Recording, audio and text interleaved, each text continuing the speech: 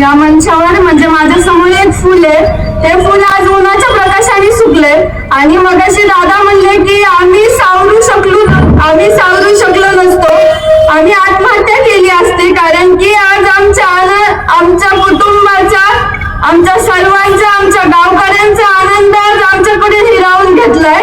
पण ही काही फुलू शकते, पण आज तुमच्या पाठिंब्यामुळे आज आम्ही उभा राहू शकलो, आम्ही नंतर फुलू शकलो आणि हा न्यायाचा लढा पुढे घेऊ शकलो.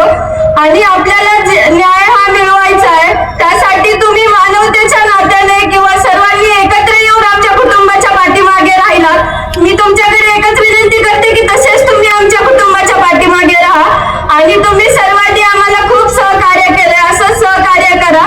आम्ही ज्यावेळेस रस्त्याने चालतो त्यावेळेस आम्हाला धक्काबुक्की होऊ नये म्हणून तुम्ही लोकांना हात जोडून विनंती केली की आम्हाला चालू द्या, त्यासाठी सुद्धा मी तुमचे आभार मानते. आज जसे तुम्ही आमच्या पाठीमागे आहात तसंच कायम राहा. आणि आज आम्हाला फक्त चलताना धक्काबुक्की लागते, आम्ही रस्त्याने नीट चालू शकत नाहीये, तरी पण तुम्ही आम्हाला सहकार्य करतात. पण माझा एक प्रश्न आहे, जे आरोपी असतील किंवा माझ्या वडिलांची हत्या ज्यांनी केली त्यांना मी एक आज प्रश्न विचारते, का तुम्ही माझ्या वडिलांना इतकं छळ करून मारलं? आज आम्ही फक्त रस्त्याने चलत असताना आम्हाला धक्काबुक्की लागते, पण त्यांना त्यावेळेस किती वेदना झाल्या असतील त्याचं मला उत्तर पाहिजे. त्यांना तुम्ही इतक्या वेदना करून मारलं.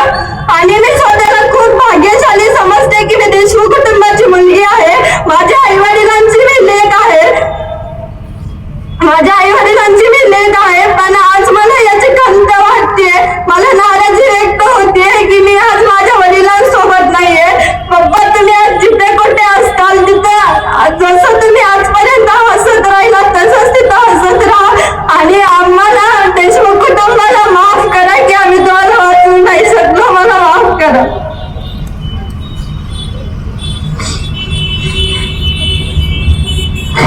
मला सगळे दिसते, फक्त माझ्या दादा दिसत नाही. माझ्या जगात सगळ्यात जास्त मी ज्या माणसाला महत्व दिलं तो माझा दादा होता. मी सावलीसारखं त्याच्यासोबत 24 तास होतो. पण तुम्हाला आज मी एक शब्द देतो, माझा दादा आज या जगात नाही, पण त्यांनी लाखो भाऊ माझ्या पाठीशी आहेत.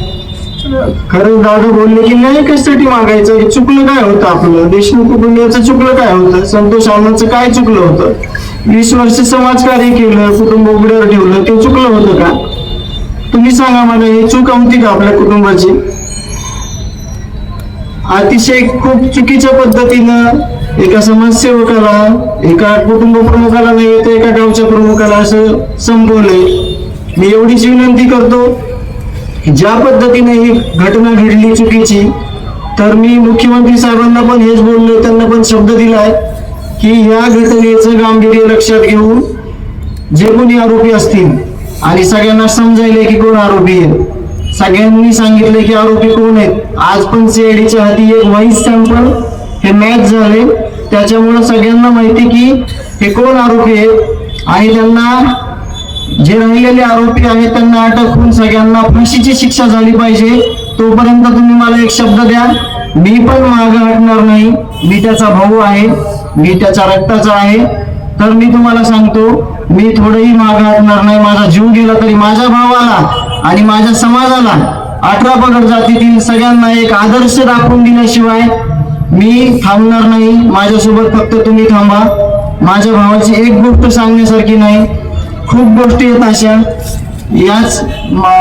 गेल्या वर्षी याच दिवसात 12 जानेवारीला सिंदखेड राजाला माझा भाऊ सगळ्या जमातीतील लोकांना घेऊन आला होता. अशा असंख्य आठवणी आहेत.